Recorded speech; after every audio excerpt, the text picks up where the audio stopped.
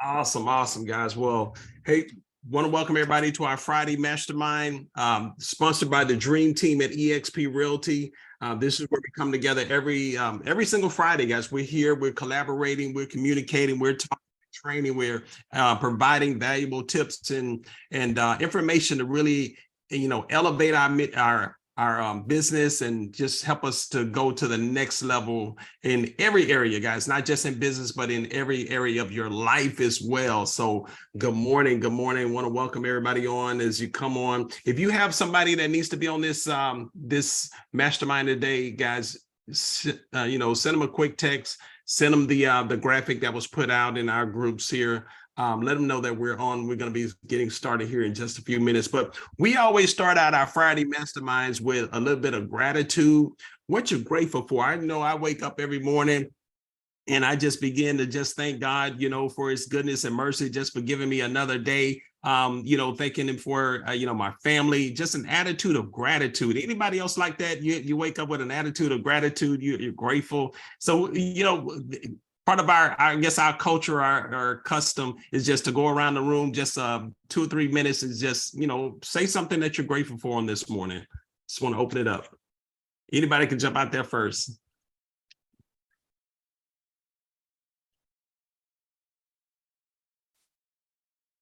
I'm grateful to be here. I've never been here before, so appreciate the invite and excited to meet everyone. So, just grateful that we get to be around people that, otherwise we wouldn't be able to. So. Good. Welcome, Miranda. Glad to have you. Miranda was on early too. She got here bright and early. Well, thank you. Great. Glad to have you on, Miranda. Anybody else? Let's go around the room. What are you grateful for? Anybody grateful? What are y'all? I'm grateful for a whole nother day, another new opportunity to just keep moving forward in my business and in my personal life. I'm thankful for this dream team who is on the phone with me every day, all day, answering phone calls and texts, because there's a couple you ain't called yet, but be prepared. I will be calling folks. That's all right. So just thankful for just all the positive and the negatives, because you know what, you learn from some of the things that don't always go as right, and so you learn some really big lessons in those things that don't go right sometimes. So yes, absolutely. Good. Thank you, Nicole. How long has it been now, Nicole, since you've been licensed and on the team? March 21st, 25th, something like that. Okay. So, a little sleepy because I've been up all night trying to get some stuff closed out. Awesome. All right, good. We're excited for you. All right, guys, what are you grateful for on this morning? Let's hear a couple more. Well, I'm grateful. Good morning. Go ahead. No, go ahead. Okay, well, I'm grateful to have my girls out of school with me this summer. So I'm grateful to be able to wake up and put a smile on their face each and every morning before school starts again, because usually it's a pretty busy year for us during the school season. So being able to mother through this whole summer is definitely going to be a blessing for me. I'm looking forward to it. Awesome, Jasmine. Good. Guys, you're going to be hearing from Jasmine in just a few minutes. One of our lender partners. Awesome. All right. Good morning, everybody. This is Rodney. I'm just happy to be on the wake up list this morning. A lot of people didn't have that opportunity today to wake up and experience life. So I'm just grateful for that opportunity. I know that's right. Good. Thank you. Anybody else, guys? What you grateful for this morning?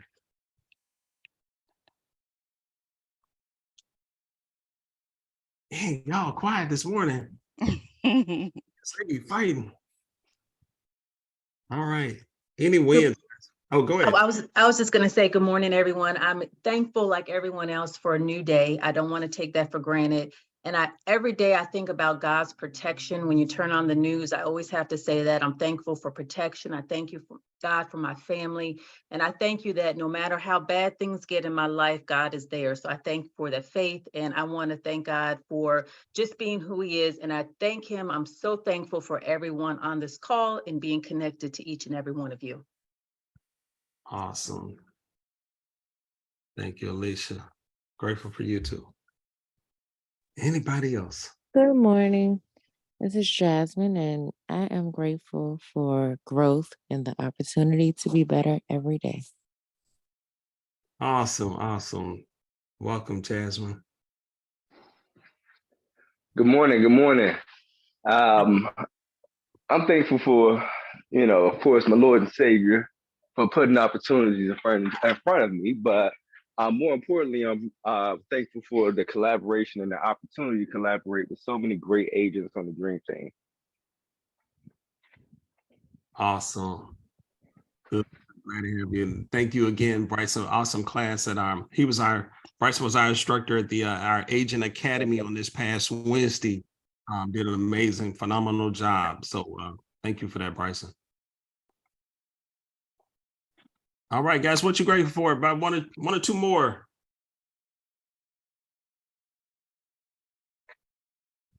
So this is Mary Robertson. I'm in Chesterfield.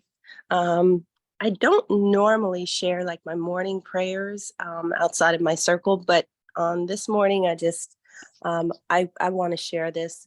My thanks was thanking God today for giving us all power over all circumstances, conditions, and threats that try to come in our way. With the mindset of God's champions, we turn every obstacle into an opportunity to defeat, not retreat, and to attack, not to be under attack, and to be victorious in all things. We already have what we have asked God for. So now I take this opportunity to praise him and thank him again and again. No weapon formed against me shall prosper. We are the secret weapon that he masterfully crafted and designed to live in victory. Amen. That was my prayer this morning. Amen. And I journaled them. Amen. Amen. That's powerful. Awesome, awesome. All right, guys, one more. Anybody else? What are you grateful for this morning? One more. Hey, this is Tim. Hey, I'm grateful this morning. Hey, just to be in the land of the living, to be in good health. And my mom is doing better. She's out, getting ready to go back into rehab. Got a pacemaker, as I mentioned earlier this week. She's doing very well, getting stronger. And, I just thank God for that. God, God is in control, but he puts the knowledge in these medical professionals that can look at somebody and figure out what's going on and to preserve life, to keep your life going. I know we got our spiritual life, but even our physical life. And I just thank God for that on this morning. And just thank God for the Dream Team, you guys being here, supporting, praying, being online, encouraging, helping me in my business, me being able to help you in your business, because when I'm able to help anybody that's on this call, and maybe even outside the Dream Team, it helps me to get sharper. It helps me to dig a little deeper into maybe a question they ask. And I say, really, I'm not sure, but let me find out. So it really helps me. So this Dream Team helps me in more ways than just business. It's really just in life. Just growing as a person, as a man of God, and as somebody that really wants to just really give back to others. That's just really my heart. So thank you, Dream Team. Awesome, Tim. Thank you. Glad to hear your mom's doing better too, brother. We're praying for her too. Thank you. Awesome. Good, guys. Well, again, guys, welcome to our Dream Team Friday Mastermind. We're the Dream Team here at eXp Realty. I want to welcome all of our guests on. Thank you for being with us today. If this is your first time being with us, man, I feel like I'm in church. You don't have to say anything. We're not going to ask you to say anything. But we're glad to have you here this morning with us. Also, guys, it's a brand new month. Man, is June. Of course, June is my favorite month, guys. This is my birthday month. This is my anniversary month. My wife and I will be celebrating 20 years this month. So we're going to be celebrating all year. We're still trying to figure out where we're going to fly to, where we're going. Passports expired yesterday, like Lord Jesus, so we can't leave the country right now until we get passports updated. but we're gonna be celebrating. We're going somewhere, and of course Father's Day, guys. So Father's Day, all the ladies, y'all start planning now. Y'all start putting some aside. Putting a little money aside. It's a big day. but guys, this is June, the halfway mark. So we want to turn the burners on, guys. If you haven't, forget about the past, what hasn't happened. Now it's time to really start picking up the momentum. We're coming down to the end of spring, going into summer now. So this is when we make our money, guys. This is when we go out there and make it happen for our clients, getting homes sold. So don't believe the media, don't follow the press, guys. We control the narrative. So turn the burners on. It's time to list some houses. It's time to get buyers in homes. It's time to help renters get into places. So now is the time, guys, to run hard all the way to the end of the year. We're going to be talking about that too. A mid-year kind of adjustment shift, shifting your goals to really finish this year strong, guys. Regardless of where you are right now, you can make up the time between June and October, guys. You can make up the difference. So we'll be talking about that in some of our future masterminds about, shifting and making the difference and adjusting our strategy goals and our lead generation methods. Because what you're doing right now, if you're not achieving the results that you want or you expected by June, then something's got to change. Is that right, guys? Because more of the same equals more of the same. So we don't want to continue down the wrong path, the wrong way. So we got to make some adjustments, some shifts to the way that you're operating your business, guys. So we'll be talking about that real soon. Guys, we got a special guest on, Jasmine Coleman, Rocket Mortgage. I want to give her a few minutes just to introduce herself. Tell us a little bit about what's going on in this market, some amazing programs that we're excited about with Rocket Mortgage. So without any further delay, Jasmine, I'll turn it over to you, man. Good morning. Good morning. Good morning, family. How's everyone this morning? It's Friday. It is the first of the month. I hope everyone is pumped up about it. As mentioned, Rob, thank you for that great introduction. I am Jasmine. I'm in Dallas, originally from Michigan, been in Dallas 6 or 7 years or so. I do have 2 little ones. I am a member of the Potter House. Also very engaged in the organization, a part of the NAREB community. So just to give you a glimpse of my personal life there, but on a business aspect, what I'm going to do is I'm going to go ahead and drop my business card in the chat there. And then I would like to connect with, if not all, most of you all, with our newer program that we're offering right now. It's called a 1+ program. I did explain it to a few agents. I see you, excuse me, Marcel. I definitely will be able to respond back to your email there. So with the 1+ product that we're offering right now, it's really going to be geared to those borrowers or clients that may have some challenges when it comes to closing costs. So what we want to do is be able to help as much as we can on the lender side. It's some additional details that I can definitely go into on a later time, but I can definitely drop the PDF file on it so you all will be able to take a quick glance into it. I'll definitely be able to answer any questions on the back end. Not only that, Rocket Mortgage do also offer over 150 products, and some of you may already work with lenders, which is fine, but you definitely want to be able to build your book of business with multiple lenders, so that way you will have your go-to lender. So on my end, my niche is being able to get your loans in and get you to the closing table, of course, as fast as possible. I am on an executive team, which means that I do have the opportunity to be able to have discounts to those clients, be able to help them out on a closing cost if need be. Very different than your typical Rocket TPO franchise with being an executive. Although I am local, it's just a little different and a little bit more capital that I'm able to work with when it comes to funding loans there. I do have my teammate, my partner in crime, Miranda, on the line here with us. Miranda is really, really good with social media platforms. She's able to also drop her information in the chat if you guys want to take a look. I know going and pivoting into this market, a lot of people are shying away from social media. But it's the go-to, especially on different platforms, to build that book of business. So I'm not going to take up too much of your time. I am a talker. I will talk for yeah, I talk for a long time. So I'll just make sure that everyone has my information. Please get in contact with me if you have any questions, any concerns. What can I do? How can I help you build? A lot of times I hold my partners accountable. I do have a one-on-one with most of my partners at least once a week to see where they are when it comes to goals and how they're running their business. And maybe we can piggyback off of each other as far as like ideas. I just hold everyone that I work with accountable. If you said we're going to get up and we're going to do something, because you're not going to be motivated every day. Let's be realistic. What you need to be able to know and be able to understand in this business is you have to have discipline. So every day it's not going to be a motivated day, but if you get up and be disciplined, we can definitely make some opportunities for longevity. So that is it for me. Definitely reach out to me if you have any questions. Awesome. Thank you, Jasmine. She's also an investor too. She owns properties and she's doing it up, buying properties in Louisiana, Texas. So guys, wealth of knowledge and information. So definitely get in touch with her. All right. Thanks, Jasmine. You're welcome. Miranda, now I know, now I'm making the connection. I was like, is she a new realtor?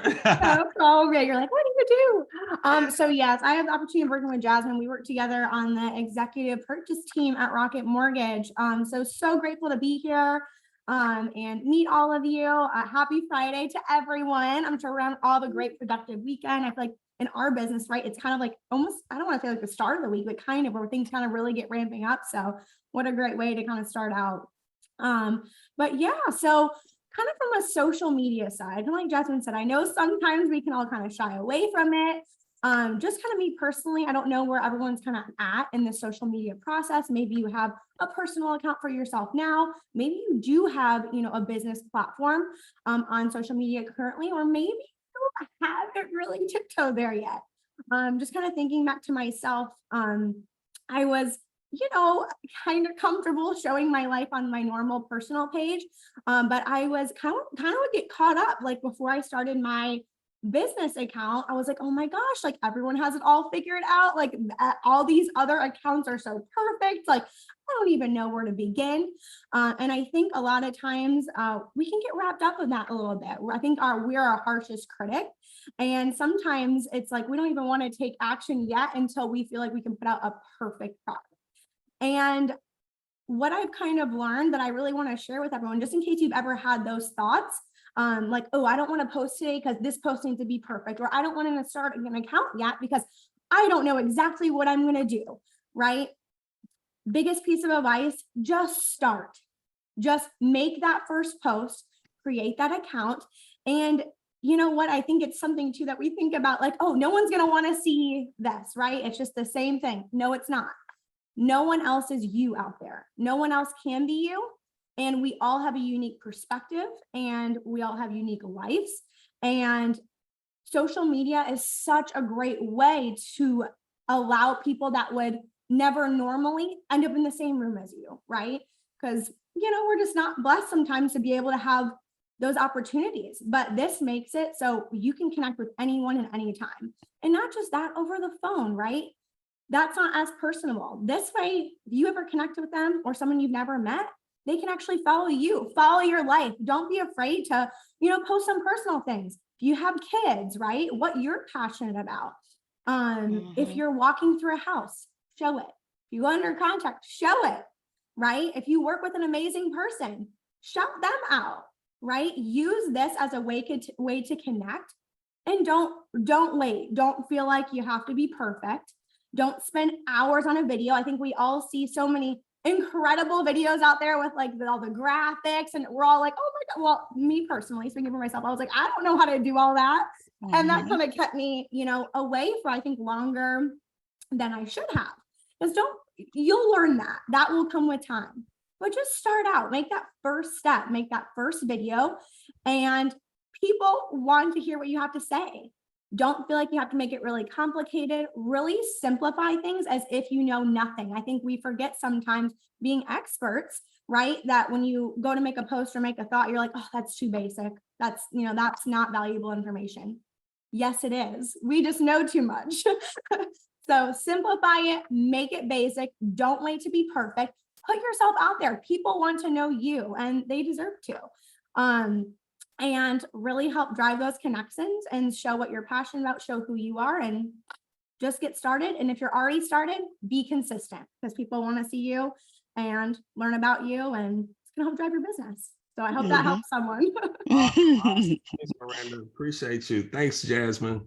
Absolutely. Yeah, awesome, guys. Good. I shot a text to Natasha. Natasha, I don't know if you're available. I know she's doing some million things with her kids and all, but I know she has certified negotiation class coming up in a few days. Natasha, if you want to. I don't have my glasses on, so if you text me, I can't see my phone. I'm sorry.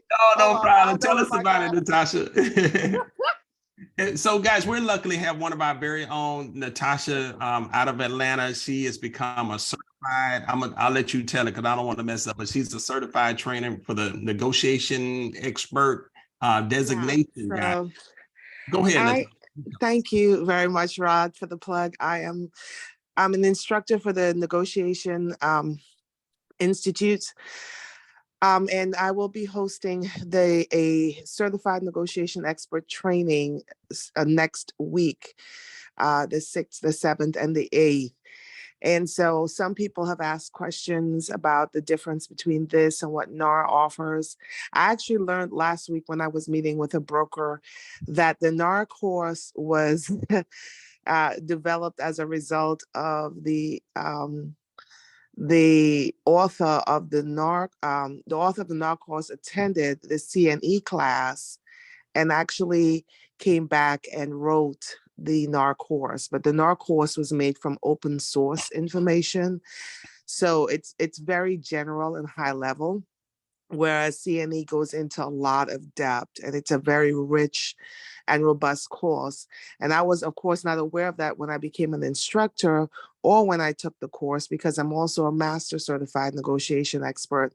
And that's allowed me to do several things. Over the last few months, I have started being able to negotiate for a retainer fee for all of my buyers. And someone asked, do I get pushback? I was like, no, I don't, because I've learned how to frame it properly. So it's become part of my lifestyle now, where I am, always developing and sharpening one of the tools in my toolkit, which is negotiation. And it's the number one thing that clients are looking for is for you to be an excellent negotiator. So coming out of the class, you will be what I called have a structured and disciplined approach to negotiation. So for those of you who have not taken the course, I do highly, highly recommend it, not just because I teach it, but just because it's really, really good information for you to have, and you get so much information from it. That's all. Natasha, maybe can you drop your information in the chat too? I'm going to go hunt for my glasses, and I will do that. All right, good. Okay. And guys, before we get started with our listing class here, just wanted to put this up. This is our Dream Team Academy, guys. It's open. It is free for now, guys. It's open to any agents who would like to join and be a part of it. We will be creating a registration here for it again real soon. And then we did one at the beginning of the year. But right now it is open. So if you want to take a picture of this, just go to that meeting ID.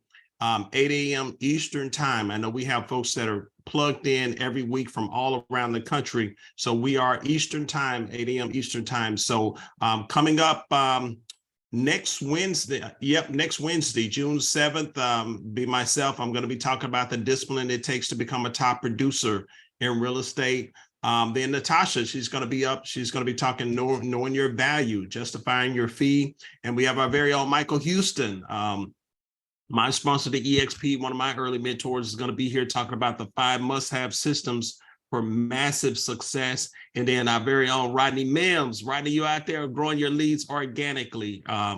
Rodney, you want to have a couple of words, sir, about your class, Rodney? Coming up.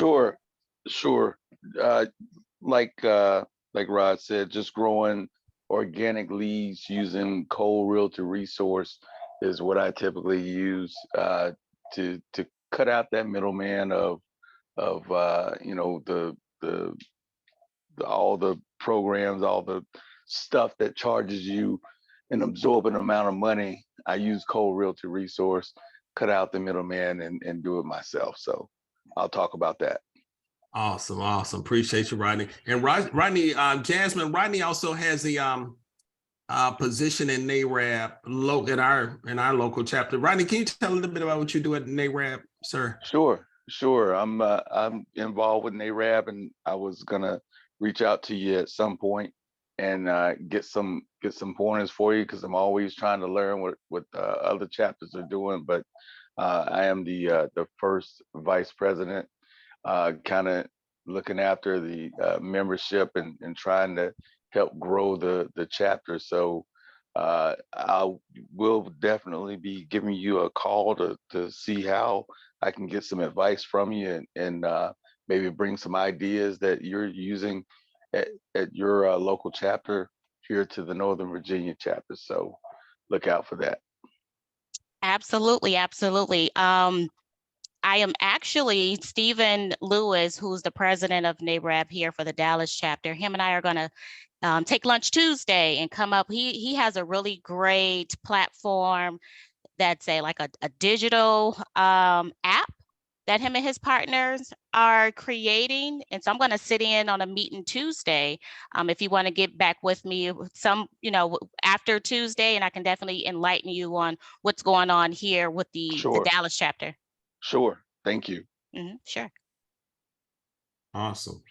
And Jasmine, I got a buyer pre-approved on yesterday. So excited about that. Woo! Yep. He's ready to go, verified. Only thing is we just missing just one document. So for everyone, I like to run my business to make sure all documents, income is in. We don't have any hiccups before I send out any type of pre-approval. So I definitely do make sure all clients are verified. In our verified process, I work with my own team with our own underwriters and processors, and I can get it done within 24 to 48 hours. So just to let you know, I know pre-approval doesn't hold that big of a value over verified. So I definitely do verified loans. Nice. Love it. All right, guys, getting into our training today. Can you all see my slide? Yes. Okay, good. And just to kind of segue from what was just said from Jasmine, guys, that's part of my process as a listing agent. I always call the loan officer on that pre-approval letter that I received from that buyer on my listings. I always have a conversation, guys. So make that a practice that you call and you have a conversation. You ask the tough questions. Is it verified? Is it pre-approved? Have you looked at everything? Have you truly vetted this loan? Are we going to closing? I asked them straight up, are we going to go to closing? So don't be shy, guys. Make sure you make that a part of your practice as a listing agent, that you call. You don't just take their word from it. For it. You're looking at the dates of that pre-approval. Don't come, don't submit an offer on my listing and that thing is like 6 months old. Pre-approval you got back in 2020. So you want to make sure that you're verifying that pre-approval and you're having a real conversation with that loan officer about their buyer. So, all right, guys, let's get in. Just a quick recap from last week. Quick recap, because we only got about 30 minutes. These are some of the homes that we sold, guys. That I didn't always, sell $1 million homes.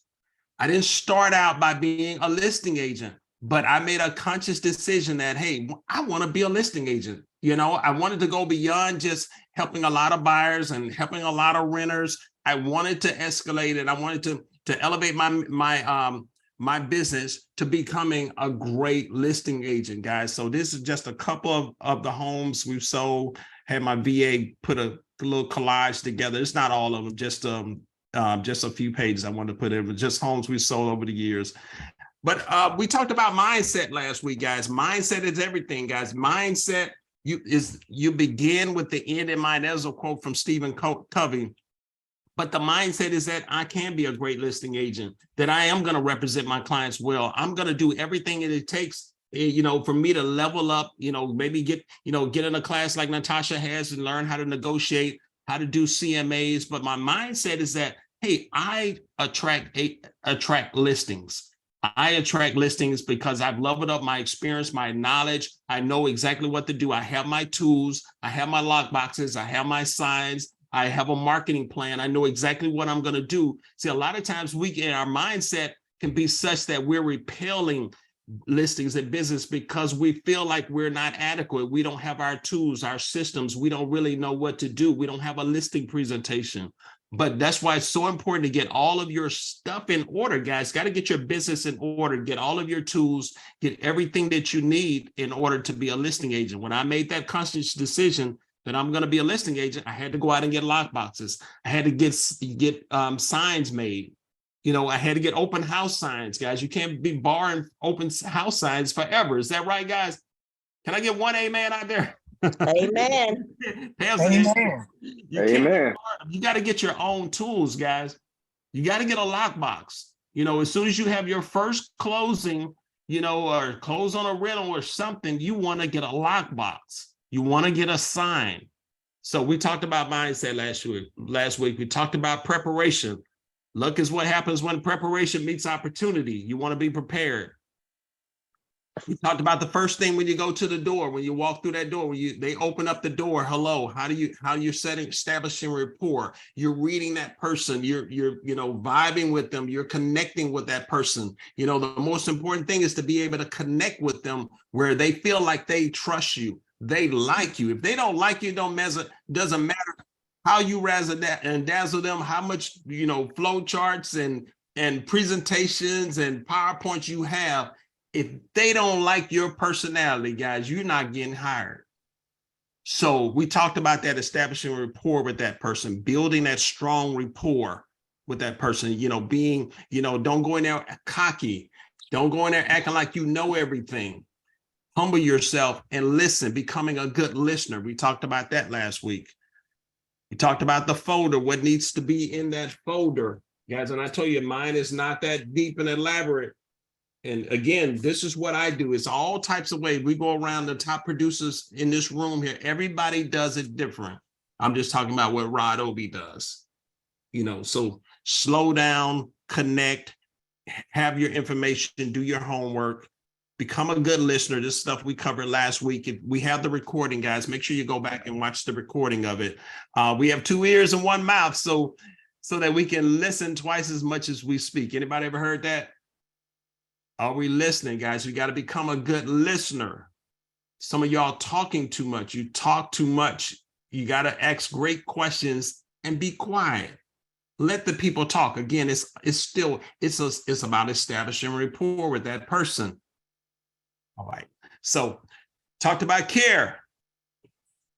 How many of y'all show a lot of care and concern for your clients? They should feel your care. They should feel like this person really cares. Yesterday, I had a closing yesterday, and the last 2-3 days, I've been on the phone with Tesla. Guys, I'm going to teach a class about solar panels, dealing with solar panels. Anybody dealt with solar panels in a closing? You're a listing agent? Yep, I have. They can be a pain. Last 2 days, we've been on the phone with Tesla, trying to get all the documents, the transfer documents over. My client is he turned 91 yesterday. We closed on his birthday, 91 years old. So I had to show a whole lot of care and concern and maybe spending time to bridge the technology gap there, but we got it done, guys. But, I think if he had hired anybody else, those postcards and people that would, stuff that was coming in the mail, do you want to sell your house? I don't know if they would have given him the care, the concern to make sure it wasn't just about the deal. Yeah, I wanted to get the deal done because he needed to close the house, but I had to go over and above, guys, to make it happen for him, to bridge that gap. 3-way calls with the bank, 3-way calls with Tesla, the solar panels to get issues taken care of.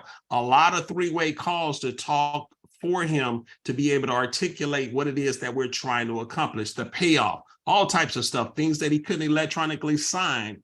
So and this is how you get the repeat business, guys. This is how you become you create raving fans. Does that make sense, guys? raving fans. Now he's going to tell the world, he's going to tell everybody he just moved into an assisting living apartment, and he's already telling people, this is my realtor. He wants me to come there and give a presentation to the people. Y'all see how that happens? Yeah. That's right. Yeah. I know that's right. Showing that care, showing that love. It's all about love. Is that right, guys? It's really about love. Loving on people, showing that care, that love, that concern, make sure things are done in excellence. So today, guys, we're going to talk about the numbers. So we come to the house, we established rapport, we walked through the house, did the grand tour, we complimented them on the house. We complimented them about something, whether it was the cat, the dog, the car, the Tesla outside, something we complimented them on. And so now we're back and we're sitting down at the kitchen table. Let's talk about the numbers. Would you guys like to see the numbers? See what let's talk numbers. I usually say something to that effect. Guys, we're talking about the numbers. Before we get into the numbers, make sure that you're doing your homework.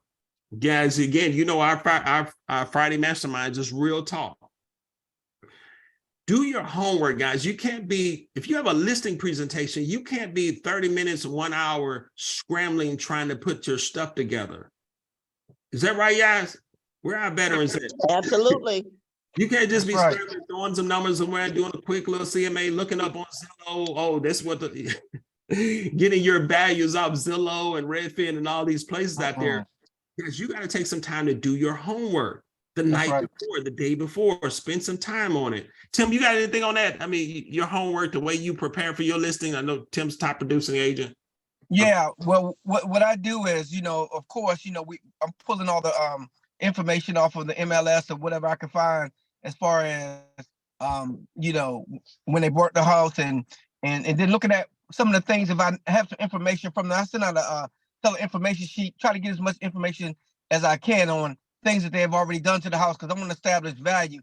Then I start looking at the comps that that closely match that house. Because when I I'm not only just looking at the comps, what it's saying in the data, I'm looking at each photo of the comps because I want to be able to kind of mirror match apples to apples when I come in there doing a presentation. When I'm sitting down talking to them about that presentation, it's not the first time that I've done that presentation. I've already done that presentation in my head. I've done that presentation as if I'm sitting in front of them, like, okay, see this comp right here. But see, your house is kind of the same square footage, the same style, but you notice here they had hardwood floors in this model right here. I don't go too deep into it, but I just give them a differentiation between why I came up with where I think their house should be priced. Because sometimes people will just look at the price. This one sold at 600, this one sold at 690. We want to go with 690. Well, let's talk. I let them know why their house is at 650. You see what I'm saying? Because the 690 house got everything done, it's all upgraded. Your house, you done some things, but you're right here at the 650. So that by the time we get to price, we're not fumbling over where we should be. I really already kind of, telling them and showing them, and even with the numbers, that this is where we need to be at in order to get the maximum buyers in to take a look at this house, to get your house sold for top dollar in the least amount of time with the least amount of hassle. But I've already walked through that in my mind before I even sit down at the presentation. So when I'm there, I'm confident in knowing what I'm talking about. So they're not just saying, well, let's just go with this. I'm giving them the reason why. But then, of course, we still, talk it through. But it's not the first time when I'm showing them that information that I'm seeing it now and I'm fumbling through it. Love it. Absolutely, Tim. You nailed it, brother. Guys, this is what I do, guys. I print out my comps. I print them out. I'm still old school. I print my comps with pictures. So you got to have a good color printer. You're going to have to print something at some point, guys. I don't think so, but I know some agents are kind of paperless, but I'm not there yet. I'm still a little old school. But maybe Bryce, I don't know if Bryson even prints things. Maybe he's kind of high tech. You print anything, Bryson? And everybody does it different, guys. I don't own a printer right this second, but at the exact same time, I do live across the street from the UPS store. Gotcha. So, but hey, look, it's perfect you asked, because I wanted to ask you a question, because you were talking about your listing and our presentation, and then Tim said his. One of the things that I do, and I really want feedback on this. I'm ultra prepared when I come in to the listing appointment, and I already have the entire presentation, numbers, and everything already set up. But what I do is I actually open up a new tab, and I will run the comps with the client right there to show them in real time what I'm looking at. And this is where preparation comes in, because I have to, in order for me to do that, I have to have already done it and memorized everything in it, because I can't, if I go back and I do something different, I'm going to come up with different numbers the second time. So, or different listings the second time. So I do it a couple times beforehand, and then I already am prepared and have everything in front of them, even the pricing. But I do it with them just so that they can see exactly what I'm seeing, so that I'm showing transparency and building trust with that person if I don't already have it. Right. No, I love that. That's great, guys. Like it's not no one way, guys. It's not one of those. I'm not one of those coaches that said it's just my way is the only way in the world to do. No, that's great. Just long as you have Wi-Fi, because you don't want to get the fumbling. That's why I never really trust Wi-Fi. If I can connect to theirs or trying to connect to my phone, I don't want to get to that listing presentation fumbling, looking like I don't know what I'm doing. So that's why I always go the old school route and take my paper copies. So that's it. But I don't see anything wrong with it, running it, but just make sure you got Wi-Fi and you're not looking, you're not clicking, and you're looking confused, and you're trying to, it takes away from your credibility. That's all I'm saying. So that's why I kind of do it the old school, but nothing wrong with it. Oh no, I still have, so outside of paper, I still have everything already pulled up on a separate tab in the event of that. But I make sure that I want to show them exactly what I'm doing and how I'm getting these numbers. I'm showing my work, and that's something I never could do with math. In math class, I always got in trouble because I didn't show my work. I did it in my head. But now in real estate, I'm learning, show your work, so that way they fully understand in the beginning, and we don't have a problem with price later. No, that's good. That's good. That's real good. Yeah. So I kind of do something similar, but I'm not showing the numbers real time. I'm showing the comparables real time. Because many times, folks want to see what's different between their homes and the homes that I'm talking about. So I come prepared to show them in real time the comparable homes in the MLS, so they get an idea of what they look like. So I have my iPad with me for that. And I have all of I'm old school too. I have all my paper stuff. I have a set for me, I have a set for them, so that it's a document that I leave with them at the end of our meeting. That's great. That's powerful. Yep, I do something very similar to that, Pam. Hey, sir, I got a quick question for you. This is Keith. Go ahead, Keith. So during your listing presentation, do you all actually war game with your clients, to kind of look at, hey, this is what we're saying now, but if this happens, this is how we're going to address it, kind of show them that you're mitigating risk as you identify. I'm just trying to understand, how detailed is your listing presentation with your client? Do you go into that kind of depth with them? Yeah. Particularly when you're talking about numbers. Right. I'm going to get there in just a second, Keith. But yes, the answer to your question is yes. Oh, okay. Yep. I do. I'm going to get there in just a second. I think I'll answer your question. Yeah. Okay. Hold that. So, guys, I bring my comps, my closed. These are my sold listings. I want to show them this is where it closed in the last 3 to 6 months. If I can't find anything, a lot of comps in the last month, I keep stretching it out 3 months, 6 months. I bring my under contract, my pendings. This is what's under contract right now. And this is the price that it went under contract. These are the days on market. This is how many days. And I also show them the close, the days on market as well. I bring my active comps. I print out active comps. This is the competition, guys. This is the competition. I say that to them. I say, this is the competition. These are other houses on the market in your neighborhood. This is who we compete against. So it's very important. The same neighborhood, similar square footage, like houses in close proximity. You don't want to be pulling a comp from a mile away. Close proximity of that house. And, I say something like, this is what, I think we can get from the property based on what we see. I'd also print out that analysis that shows the average. In our bright MLS, we can show the average out of all of these homes. It'd be an average span between this price and that price. I show them. So this is what I think we can get for the property. Does that line up with what you guys were thinking? I always try to find out what were they thinking? Because if they're like way up here or way down here, I want to kind of understand where they're coming from, because there might be a little shock value to them. I'm clearly showing that I think the house should be priced here, but they could be at 50,000 above. So now I'm preparing myself for that conversation, and I have the conversation with them. In real estate, there's only two things that keep a house from selling. This is what I do, guys. I'm not saying this is what everybody does, but this is what I do. In real estate, there's only two things that keep a house from selling, and that's usually price and condition. Price and condition. But in the worst condition, guys, but at the right price, I can still get that home sold, regardless of what condition it's in. If it's at the right price, we still can get that home sold. So your house looks very nice. I'm going to have a professional photographers come in. I'm going to have Homadi come in. We're going to do a 3D video tour of the house, walk through high definition pictures. So your home's going to look amazing market. So if the people are not scheduled to come and see it, or we're not getting offers, what do you think that is? Put it back on them, guys, and let them answer the question. It's got to be the price. So a lot of times realtors, guys, we get caught up in trying to spend more money. We're trying to do all these things, but it always comes down to price, guys. You got to get to the point where you understand that it's always about the price and the market of the house, because we're marketing. We got one of the most powerful tools in the universe called the MLS. So that house is going to get out there where everybody is looking for homes. And this is part of what I say at the table too.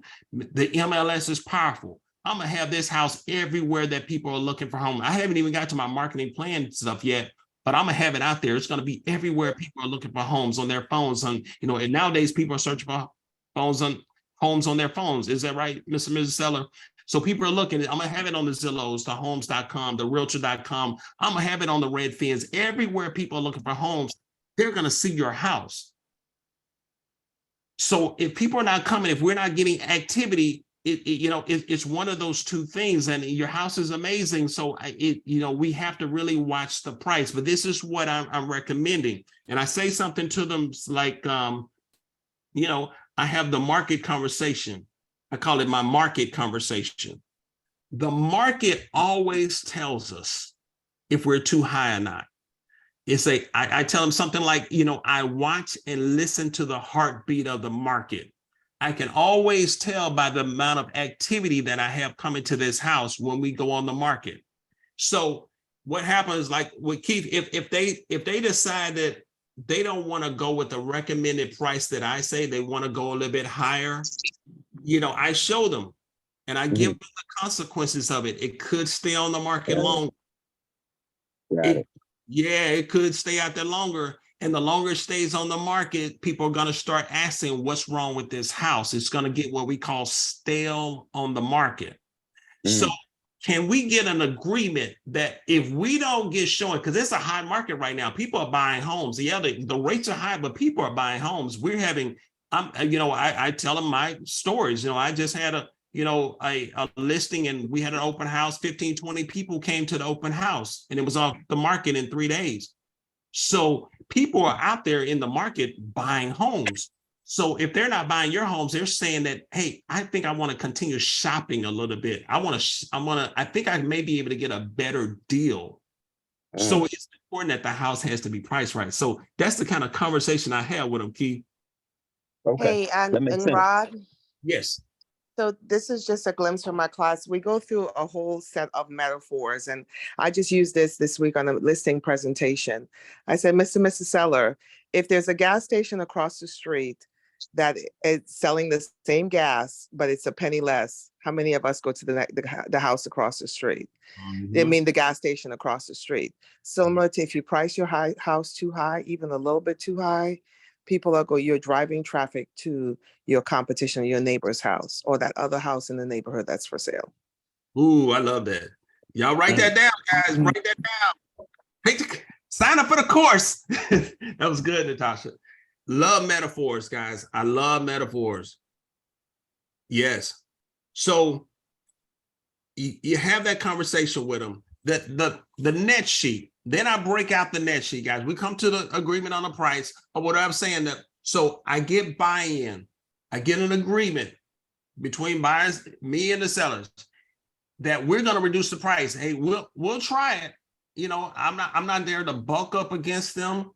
It's their home. It's their house. I presented all the facts to them. I gave my professional consultation. It's like, this is where I think this house should be. And I got it in writing right there. Now, if they're still bulking up against me, and they still feel like they want to list the house. And guys, this is just me. You don't have to do it this way, but this is what I do. I don't want I don't ever want my clients to feel like they left money on the table. You know, sometimes it comes back to bite me, and it does. That I go with their price, you know, because sometimes they get amnesia. Anybody ever had your clients get amnesia? They forget that conversation yes. that we had. They will get amnesia, but you got to bring them back. Remember when we talked? This is the price that I recommended, but you know, we said that we'll try it at your price, but we had an agreement that, hey, if we're not getting activity, we're not getting showings, and people are not calling me and saying, Rod, is this house still available? Do I still have time to show it? Do you have any other offers? When are you presenting offers? If I'm not getting those calls, the heartbeat of the market is telling me that we might be priced a little too high. That makes sense, guys? Yep. These are the conversations. So have that hard conversation, that tough conversations. Get in the habit of having those real conversations with your people. The net sheet, guys. Let me show y'all. I go over the net sheet. This is from one of my sales here not too long ago. I go over the net sheet. You know, I print out a copy for them, and I have a copy. This is what, and this is right here. So you'll see this is the sales price. These are the fees. This is to pay off the loan. And you'll see this right here. So this is a good example to show you all. This was the third transaction, fourth transaction I had done with these clients. I sold their house. They were neighbors of mine. They went and bought an $800,000 house in a gated community. It was too far away. The wife said, we need to sell. So I sold that house again, charged commission, helped them purchase this house right here that now we're selling, helped them purchase $1 million house, got a commission on it. And now the couple is divorcing. And now I'm selling the $1 million house. So that explains, y'all see the reduction in the commission, right? Y'all see that? Anybody see that? Yes. Yeah. Okay, so that explains it. Yeah, so I just want to give you a little background history to it. So be flexible, guys. Work with your clients. You ain't got to always hit them over the head, talking, with the highest amount possible out there. Anybody else operate like that? I mean, that's just me. You don't have. Yes, I do as well. I do. Yeah, I'm not telling you how to run your business, guys. I'm just telling you what Ryan does. Go ahead, Tim. Yeah, and I do the same thing, and it's all situational dependent, because some, like you said, people have situations. Sometimes their margin may be super thin, maybe razor thin. They have to sell. They don't really have any equity. They will almost have to come, if you go all out 6%, we ain't talk commission, but if you go all out with them, once you do your net sheet, they may have to bring a check to the table, right? Depending if they didn't have any equity, they may have refinance, they may have, whatever. And so the thing is, you want to service that client, because don't just look at it as this transaction, I got to make this much. You're creating a relationship that may be a lifetime. You may not get a lot out of this, but think about the people that, because you helped them, because you cared, because you showed, love to them, they're going to be more likely to refer you to their friends and family because they were in a situation that, you know, is probably a tough situation for them, and you helped them, even if they didn't get to make anything, but they were able to, it was the way they felt when they walked away. They're going to remember that. You got to look at that instead of, oh man, I sold this house that was this much and I only made such and such. I share a situation with you. I had a client was buying $1 million house, right? Well, it's like 900, close to $1 million, about, you know, about 330,000 less than $1 million. Couldn't find out. I didn't know that she had talked to another lady prior to me because she didn't realize she had signed an agreement, a buyer's agreement. It was somebody she went to church or something with. And when she went back and told the lady, yeah, I'm under contract, the lady came back and said, oh, we under agreement. No, they need to, that agent needs to pay me my commission. Now, mind you, this lady didn't do any work. I end up giving up half of my commission to the other agent. Wow. Because otherwise that lady was going to attack my agent with half that commission. Wow. You see what I'm saying? But and you know, she was going to get out of the deal. And I said to myself, you know what? We had a good relationship. I know she probably didn't understand exactly what she was signing, but explained to her right. Guess what? And I talked to the broker. Our broker said, I don't have to give her anything, pretty much my client to pay her the commission. I said, I'm not going to do that. So guess what? I went on, and that was about $7,000 I gave up of my commission. But guess what? That same lady that I helped, she turned around and gave me her sister, who was $1 million client. Boom. Wow. Matter of fact, she gave me 2 more leads because of that. That's how it goes. Reciprocity. Yeah, exactly. Absolutely. Yeah. That is how it works. And Tim, you said something. The lifetime value of a client, guys, write that down. That's the mindset that you want to have, the lifetime value of a client. You don't want just a one and done type business. One and done, they never hear from you again. Y'all part, go your separate ways. Everybody's kind of mad. You come to the table, but they don't want to fool with you no more because you didn't do right. You was getting over. You had commission breath. You don't want that type of business, guys. You want a relationship, business that's built on relationships, long-term relationships. Is this making sense, guys? Yes, it is. Long-term. I'm not looking at that bottom line. Yeah, I see they're making 145,000. I ain't got nothing to do with that. I'm not looking at that. That's their money. Now, But I you had that client that said, you know, I work with for years, and you cut them breaks because they're going to keep working with you. So sometimes you got to cut. Like I said, like he said, it's situational. Depends on situation. If you it's a lifetime. Y'all saying everything right. Yeah, it's lifetime value of a client, guys. It doesn't matter how much they're making, they're gonna walk away with. Guys, I just want to do them right. Do them right. We already blessed. I'm already blessed. You gotta have that mindset. I'm already blessed. I ain't gotta try to, so all right. So go over the net sheet, guys. I go over the net sheet, I hit the numbers, and yep, these are the fees right here. And this is what you're gonna walk away from the table with: 145,965. Does that sound pretty good? How's that? And I be quiet. You know what I'm saying? I be quiet and let them talk. So don't spend a lot of time and put a lot of emphasis on commission, guys. Whatever that is, I know that's like a fear for a lot of agents. I had that fear early on too. But I just go through it. This is the numbers right here. This is after the payoff. These are the commissions to the brokers. I say to the brokers, not to me. I say to the brokers. And this is what you're going to be walking away with after we sell the home. Does that number sound good to you? Okay, good. All right. Well, let's get ready to write it up. Let me show you what I'm going to be doing to get the house marketed for you and on the market. Y'all see how I did that, guys? I just kept flowing. Be quiet.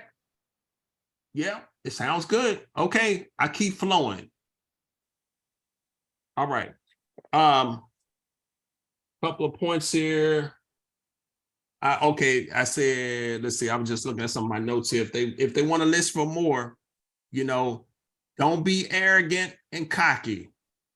Listen to what they say, guys. A lot of my clients are C-level clients. They bought more homes than most realtors have themselves. You know what I'm saying? My clients are, directors, CEOs, generals. I mean, people that have traveled in the military all over, and they bought 4, 5, 6 homes. They're very smart. They're very intelligent, guys. And they do their homework. with all the tools that are out there, people can do a lot of their own homework. They know the value of their home. Y'all know what I'm saying? Does that make sense, guys? Yes. So Yeah. if they feel like they want to try at a higher price, by all means, but try to get that buy-in with them. That, hey, if you don't, let's not leave it out there too long. Let's watch the activity, especially if they're motivation. Motivation, I haven't even talked about motivation. That's a whole nother topic right there. But they got to be, if they're motivated to get this house sold, if they're not motivated, man, they're just going to play around. They just leave it up there and whatever happens, happens. But if there's motivation there, and that's another thing you always want to check for, the motivation. Another thing I had in my notes, guys, listen what say, get buy-in and reduce, have a mindset that I am here to help. I'm here to solve your problem. I'm here to help you get on with your life. Yeah, make them feel comfortable. Listen what they say. So marketing, guys, show them how you're going to get the home sold. Be very confident in how you're going to get the home sold, guys, because you're not quite there to filling out that listing presentation. Give them a go, flow right into it. Well, I'm ready to go to work for you. Now, I got an 89-point marketing plan or a 100-point marketing plan. I actually have a 100-point marketing plan.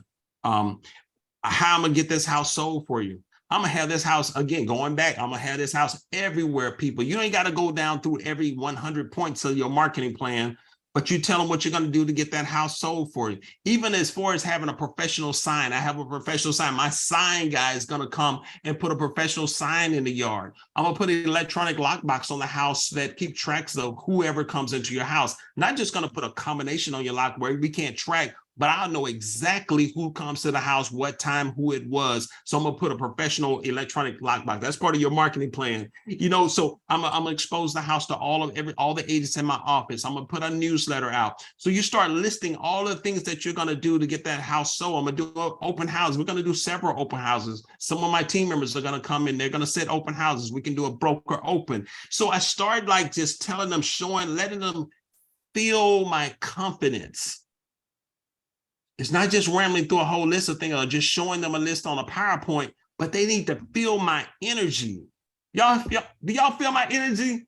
That's feel my energy. They like this man, this guy's gonna get my house sold. That's how they should feel, guys. Hey, bro, I got a quick question for you. Yes, sir.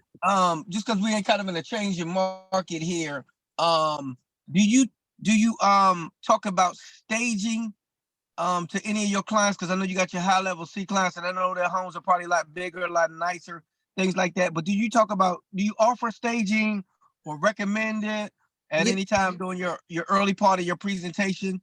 I mean, and you may get to it later on, but I was just wondering. No, you know, I haven't. I had one of my $1 million homes. She had I did refer staging because some of y'all may know Cynthia James. She has some stagers. So I had them do a consult where they consulted, but a lot of these homes are already immaculate. They're amazing already, you know, especially, you know, the higher tier ones, the $1 million homes, they already look amazing. So, but I haven't really got into the staging much my career. I've never hired a stager to come into any of my listings ever. So probably not the one to ask, but this is something I've never done.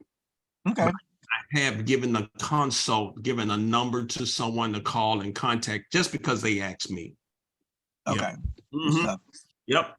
So marketing, guys, and making sure you're doing what you say you're going to do. Like really, you know, take some time, put that house on the list and get professional photo guys. We don't go around taking pictures with our cell phone unless it's a junker, it's trash, you know, the type of houses, you know, it would be worse if you came in with a professional photographer. You just can't take a picture of every room. If it's that type of listing, absolutely. But for the most part, you want to hire a professional photographer to come in, spend the money, guys. You got to have the budget with listings to be able to get the photos, you know, get the sign in the yard and market that property, maybe boost it a couple of times.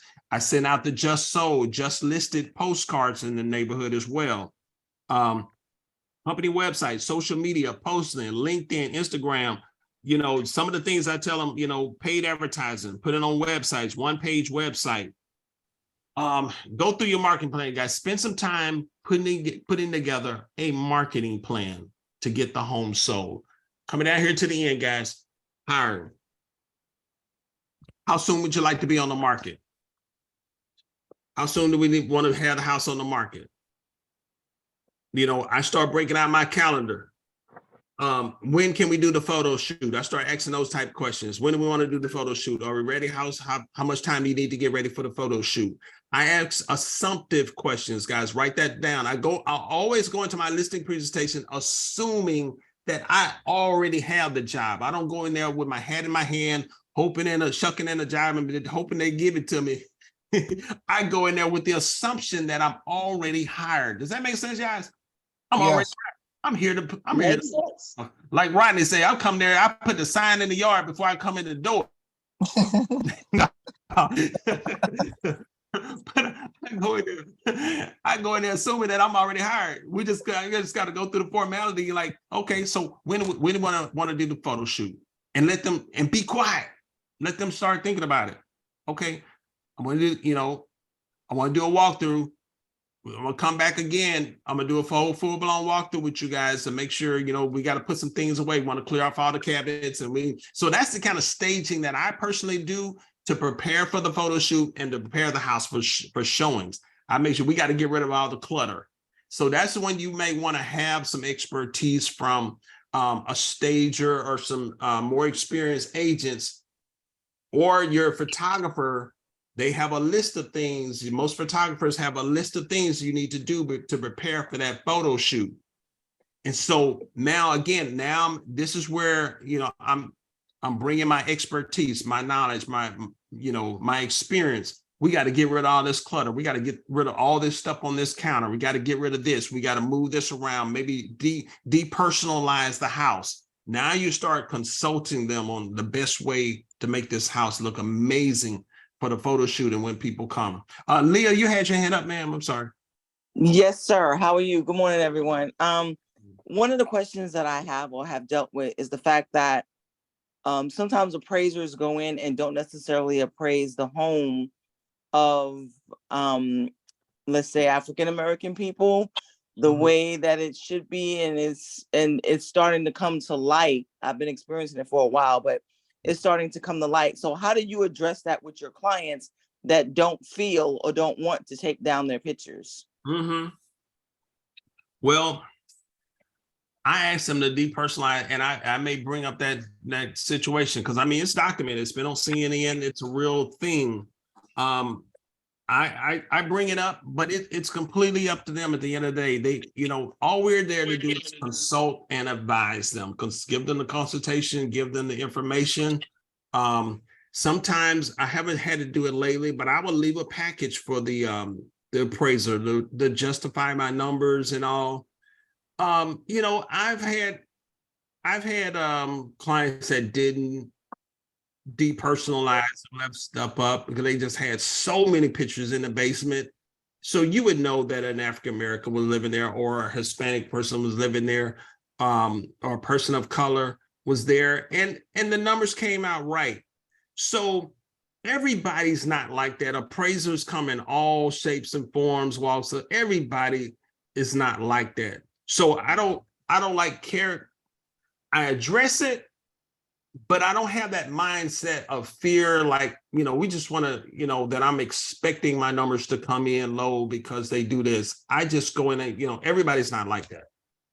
Right. Any comments on that? It's some great appraisers out there that call me, Right. Be the agent, and they know the agent is African American. So, we talk professional. So I don't hold everybody. I don't, does that make sense? I don't hold everyone like that, and I don't expect it to come in low. It's just my question is, how do you address it to them, if it were to happen, or so that they could be prepared, or like, how do you address challenging it if they feel as though, that appraisal has come in too low, we're not going to accept that offer, and this is that and the other. Yeah. The only thing you can go back to your numbers and challenge it with the loan officer. If it comes, but I'll bring it up and address it, talk about it. But it's just hard. This Tina's an appraiser on our team. And Rob, one thing I try to stress to my sellers is this: the house, you want the people to come to the house and see it as their house, not your house. Right. It's easier for people. Yeah, of course you got your furniture things, but they want to, when they walk in your house, they want to they want to start to own it. That's what you want them to do. This is think of it as not no longer your house. You're trying to sell this house, transition to a new home or wherever, but you want them to go in there and feel like, hey, this is my house. This is where my picture is going to go. This is where this is going to sit at. You want them to have that visualization. You don't want anything to distract them from making that house feel more personal to them. And that's not about your pictures and things like that. It's really about you're trying to have somebody come in this house and love the house like you loved it, not be distracted by what they see. Mm-hmm. And that's with clutter. That's with clutter. That's with pictures and all that. Clean up the house. You don't want people to come in there and be distracted by that. You want them to look at the square footage, the house, the space, where their things are going to go. Oh, yeah, baby, we can put this on this wall, and we got a mirror we can put here, and our couch will go here. We want them to start visualize them, that they can start feeling them, because when they start people buy on emotions. You know what I'm saying? So you want them to start getting emotionally attached to that house. You know what I'm saying? But if you got them distracted in there, that may be a potential buyer that will walk because they were distracted by something else in your house. That's good. That's good, Tim. That's absolutely correct. Yeah. So you try to have that conversation as much as you can to get them to depersonalize it so they don't even come up, so, but I'm with you on that. Okay, guys, getting down here to the end, bring that listing agreement. I like to have a paper copy of my listing agreement with me so they can just fill it out right there. I don't take chances. I don't want to get back to the office or later on send it back to them. Some may say, let me think about it. Let me pray about it. Let us look through it and get back to you. I've had that happen, but rarely. I try to get it signed right there at the table. I try to leave with that listing agreement because my chances of getting hired goes down, especially if it's somebody that I don't know. It wasn't a referral, wasn't a past client. The chances go down when you leave out of that house and you don't get that listing agreement. You open up the opportunity, other people coming in behind you. That's another question that you can ask. Are you going to be, well, I don't even ask that question.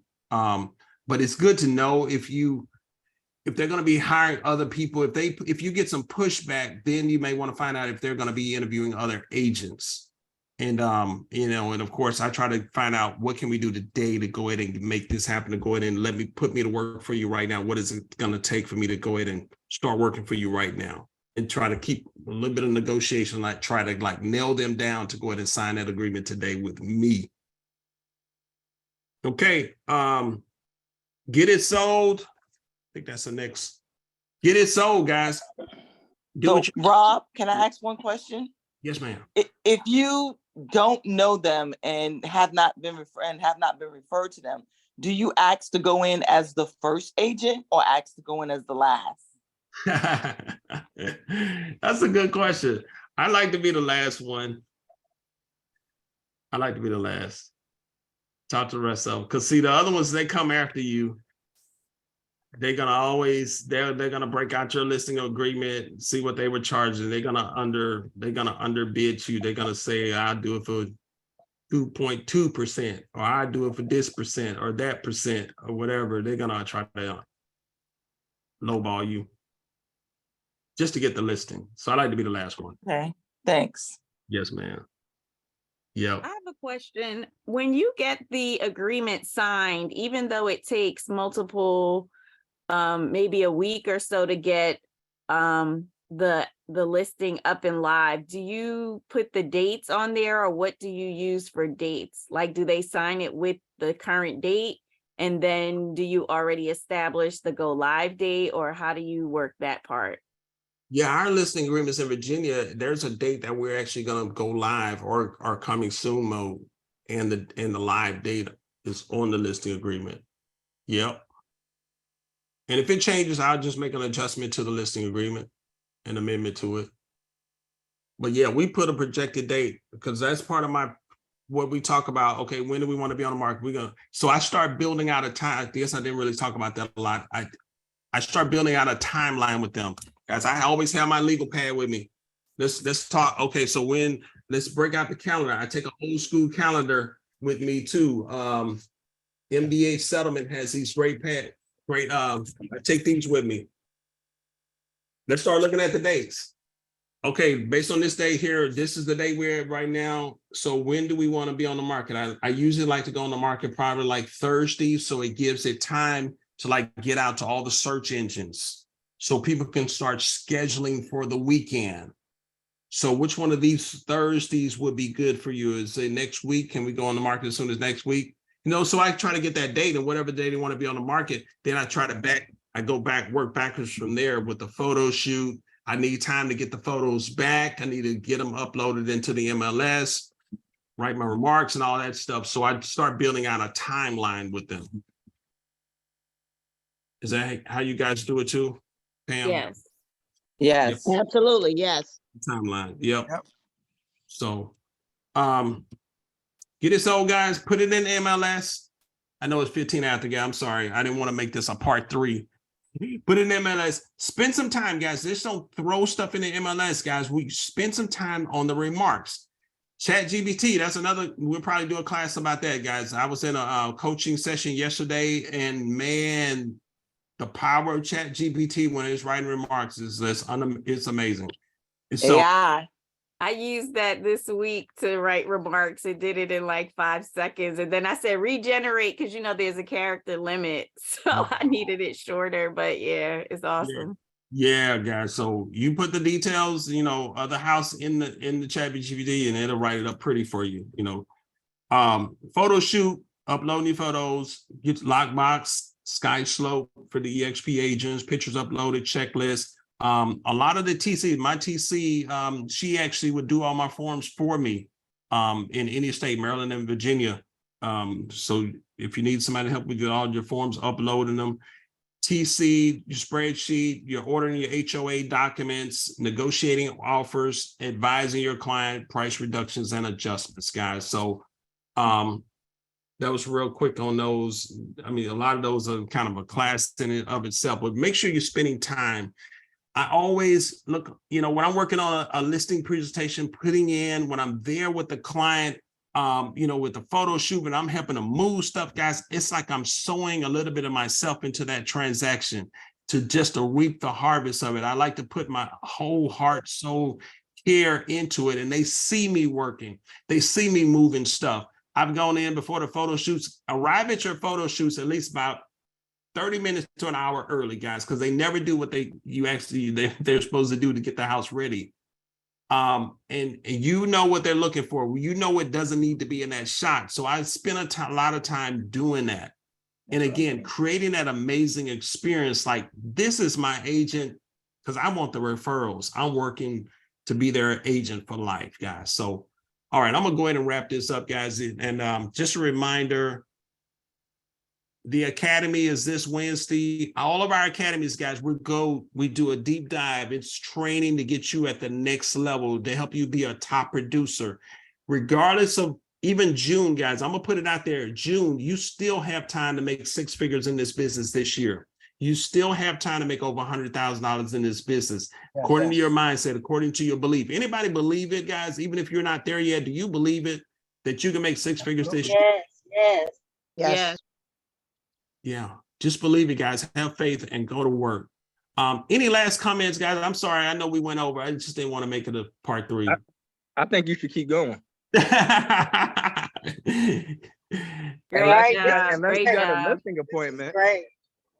Unless you got a listing appointment, Rod, where you at? No, man, I gotta head out soon. I gotta head out. Can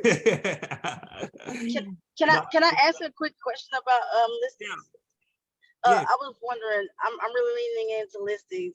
What do you think about backup offers? I don't know if you said anything about that, but I was gonna ask, what do you think about backup offers? A lot of people ask me, oh, we take a backup offer, we take a backup offer. Yeah, I take backup offers because you never know what's going to happen. It's just a friendly way to say, hey, please send it in, and hold on to it just in case something goes wrong. You just never know what may happen. So yeah, I take backup offers. But when you get multiple offers, guys, make sure when you get you create a spreadsheet and you're laying out all the parameters. You're making sure you're comparing every part of that offer with the other offers, and make sure, get counsel, call up another agent and y'all both look at it together. Make sure that you're selecting the right offer. But yeah, and just tell the other agents, yeah, we're taking back our offers, because you just never know. In a crazy market, somebody may pull and say, they may come to the home inspection, and before you know it, they're sending you a void. Tim will tell you about that. I don't know, Tim's in. They may be voiding the contract from the home inspection. Oh yeah, absolutely. Yeah. It happens. And the thing is, with that backup offer, because the thing is, when somebody, you're on the listing side and somebody voids the contract, that's kind of like in real estate for us, that's not really good news. You know what I'm saying? That's not the email that we want to get from the buyer's agent. But to already have a backup offer in place, you know, you can easily pivot. Hey, listen, they went to the home inspection, there were some things they didn't like, or they looked at the HOA documents, there was something they didn't like, they want to pull out. But hey, I've already spoken to the backup offer, and we're gonna go ahead and get that house back on the contract today. You know what I'm saying? So you might get some bad news, but you're able to quickly pivot and give them some good news. You know what I'm saying? To keep them going before they go into a low and start thinking, wow, should we take the house off the market? Should we just wait? Did we do this? Should we go through this and that, the other again? You can already give them have something right in, instead of having to call around to agents trying to find all the people who came and looked at the house before. You already got a contract that you've looked at, vetted, and now that you could just move that one in place. So yeah, backup offers are good. What about escalations? Like, you know, some clients will say, I don't want to deal with escalations. What do y'all think about that? Yes, no? What do you think? Yeah, you from the buyer side, yeah, some listing agents say that. I recently I recently got an escalation clause on one of mine, and I took it. I usually take them. Why not? They're willing to go higher above any other offer. You know, because I got a fiduciary responsibility to my client to get them the most money possible for their listing. So I entertain it. You know, but the little caveat in the escalation clause is that they got to be are they willing to go above the appraised value? You know, okay. They're not. With funds in hand. Say again, Pam. With the funds in hand. With the you funds, know, there's your appraisal gap. They got the cash to do it. Why not do an extension? Gotcha. Yeah, yeah. So if they can show, like Pam said, that they can go, they're willing to go above the appraisal, and they have the funds to. You can't. You got to put your money where your mouth is. That's Shreveport there. That's Louisiana. You got to put your money where your mouth is. All right. You got to show me that you're willing to come out of pocket, that you have this money, because the bank is only going to give you up to the amount that you are approved for. I mean, the value of that house, the appraised value. Is that that's what you're going to get from the lender. So anything above that, guys, got to be able to come. So you got to be able to verify those funds that you have, show us that you got this money in the bank to be able to come to close this $20,000, $25,000, $50,000 gap that you try to calculate. If it's not, then it's just a strategy. It's just a game that you're right. It's a wash. Awesome. Good info. Thank you. Yes, ma'am. Great question. Any other questions? Guys, I guess I didn't mean to hold y'all so long. You all are free. I'm just here answering questions, Jasmine and Miranda. So feel free to leave anybody. Thank y'all for being with us. Their contact information is in there too, guys. Thank you so much for having us. Really appreciate it. Great talk too. Thank you. Thank you, guys. Thank you. Thank you, Jasmine. Thank you. Have a Thank you both for joining us. It's been a great class. Thank y'all. Thank you. It's been a great class. Yeah. Hey, I wanted to tell everybody in the armed services, you guys, thank y'all for what y'all do. I know we just had Memorial, but I also wanted to let y'all know I'm here in Fayetteville, North Carolina, where we're changing Fort Bragg to Fort Liberty. So I'm actually here today. I'm actually here today trying to get to the ceremony with a fellow realtor. So, but yes, just wanted to let y'all know it's gonna be Fort Liberty, not Fort Bragg anymore. So, wow, I did not know that. Thank you. yeah, it's a big deal. It's a big deal. Wow. Yes. That's a big deal. Yeah, on that note, there are several bases, all the Confederate bases are changing their names. Fort Hood is changing, Fort Benning. So there's a lot of new names coming out, so as they're being released. Wow. They're That's kind of figuring out they're gonna change Fort Belvoir, but they're not sure. They have to determine where that name came from before they make a decision. They changed the hospital name already. My wife works in the hospital. Just last week, it was Fort Belvoir Community Hospital. This base is still the same, but now it's Fort Augustine. He's actually was the first Black Army doctor surgeon in the military. He became he got up to colonel, but they had him on the colored ranks. But he was real smart guy.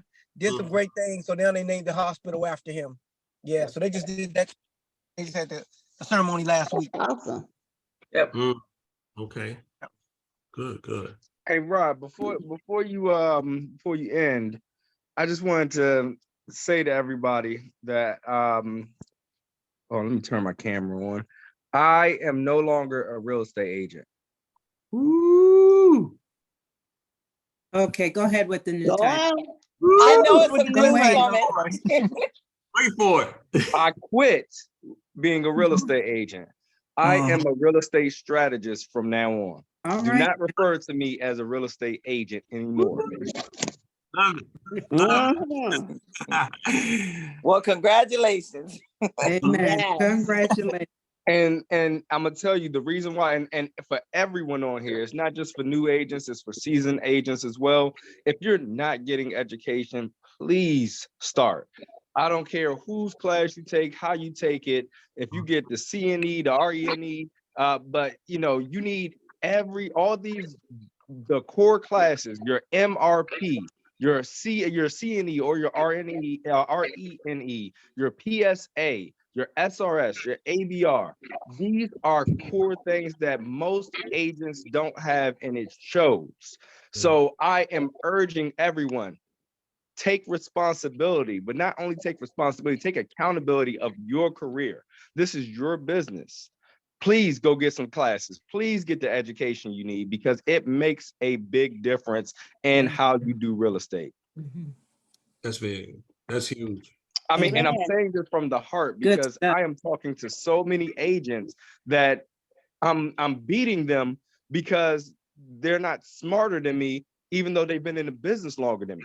Yeah. And I'm not saying that as a brag. I'm saying that because they don't understand structure and how to negotiate and understanding pricing and other things. Your listing should not be on the market for 60, 50, 60, 70 days, but the house next door to you is selling in 10. Right. That's correct. Absolutely. And it's not all, and the thing is, we could blame it on the clients all we want, but at the end of the day, this is our business and it's our responsibility to educate and show real care to our clients. We are doing a disservice by not having the education to back what we're trying to do. That's good. So please, everyone, take that one advice, take that one piece of advice and be serious about it. Yeah. Be serious about it. Learn your contracts. Read your contracts. Don't wait. Virginia, yeah, go ahead, Bryce. I'm sorry. In Virginia, they change the contracts twice a year. Right. They update the contracts in July and in December or January. Read your contracts. Understand your contracts. Know your contracts. We're talking about listings today. Know that listing agreement from the front to the back. And if you're in the HOA, and if your client's in the HOA, tell them to get the HOA documents right away, because this house might go into contract day one. You don't want to be behind. We have a fiduciary duty to our clients to make them better and to make them the most money. Well, one way you're going to make the most money and you're going to stop people from getting out of contract is, as soon as you go under contract, they have the HOA documents, and if they have an inspection, the HOA documents are there before the inspection. So now within 7 days, there's two contingencies that are out the way. That's it. We have to. I mean, we're the dream team. I mean, let's be real here. We're holding ourselves to a different standard than everyone else. We are the best. And the only way we're going to be the best is becoming the best and showing that you're the best. Amen. I love it. Come on now, yes. Now that's leveling up. Good Level- stuff. We always talking about moving to the next level and Yep. how you're gonna earn those 6 figures and do all that. He just explained it in a nutshell. All right. You can't expect your business to level up if you don't level up. That's right. Okay.